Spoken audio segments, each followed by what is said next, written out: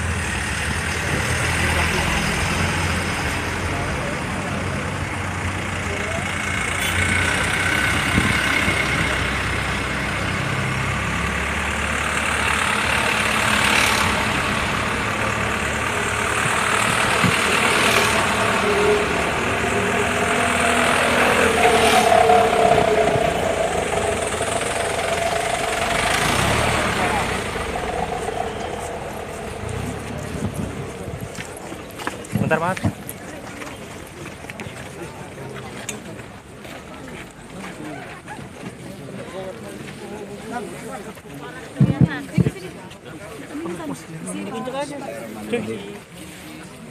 Assalamualaikum warahmatullahi wabarakatuh. Yang saya hormati rekan-rekan media, alhamdulillah hari ini baru saja kita melepas pergeseran pasukan untuk bantuan mitigasi pasca bencana di wilayah Aceh. Kalau rekan-rekan mengikuti bahwa acara yang serupa ini merupakan rangkaian yang ketiga ya, yang ketiga dari Polda Sumatera Selatan. Tetapi khusus untuk hari ini kita melepas personil karena ini memang juga diminta dari Mabes Polri. Ini dalam kaitan, kami sekali lagi saya sampaikan, mitigasi pasca bencana, dan khusus untuk personil Polda Sumatera Selatan dari Satbrimob ini akan ditugaskan ke Kabupaten Gayo Luas. Gayo Luas ini tetangga dari Kabupaten Aceh Tamiang ya. Kalau kita hitung jumlah personil yang sudah berangkat, hari ini berangkat 100, yang masih di sana itu ada 25 personil. Ini 25 personil ini termasuk operator terhadap dapur lapangan, kemudian juga alat untuk pembersih air ya. Pembersih air yang sering kita dengar water treatment namanya ya. Rekan-rekan sekalian, bahwa jumlah personil seluruhnya yang dikerahkan ke sana itu, informasi terakhir yang saya dapat dari Mabes Polri itu adalah sekitar 1.500 dan 100 personil dari Polda Sumatera Selatan. Dari seluruh Polda yang akan berangkat, satu-satunya Polda yang menuju ke daerah operasi menggunakan darat adalah dari Satbrimob Polda Sumsel. Yang lain karena kebetulan daerah-daerah di luar Pulau Sumatera ya.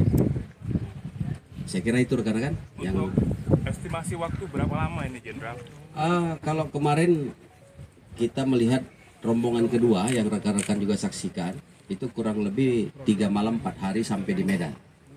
3 malam 4 hari sampai di Medan. Tentu kalau ditambah lagi menuju ke mana, ke Gayo Luas, itu kurang lebih nambah 1 hari lagi ya. Selain personel, apakah ada bantuan lain Jenderal yang saat ini kita kirim?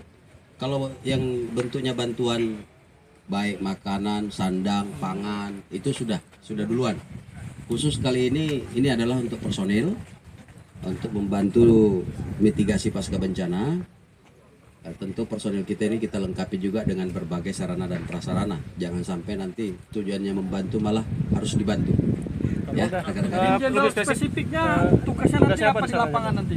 Kalau petunjuk dari Mabes Polri adalah tadi mitigasi pasca bencana, artinya rekan-rekan juga mungkin memonitor ya kondisi di Aceh yang sebagian itu tertimbun. Nah, ini tentu perlu perlu dilakukan bantuan-bantuan, apakah dalam bentuk pembersihan wilayah atau mungkin juga sekaligus untuk pembangunan rumah sementara, ya, rumah sementara. Saya monitor dari berita-berita juga itu pemerintah pusat sudah merencanakan ada yang namanya rumah tinggal tetap dan ada yang rumah sementara, ya. Mungkin ada beberapa daerah, saya nggak tahu persis bagaimana kondisinya, tetapi kalau kita lihat dari berita-berita itu mungkin ada yang harus direlokasi. Nah, tentu untuk melakukan relokasi kemudian membangun fasilitas ini dibutuhkan tenaga. Oleh karena itu salah satu yang diminta oleh pemerintah pusat adalah Polri. Dalam hal ini yang pertama digerakkan ke sana adalah dari jajaran Brimob Polri. Harapannya Jenderal dengan pengiriman personel ke Tentu harapan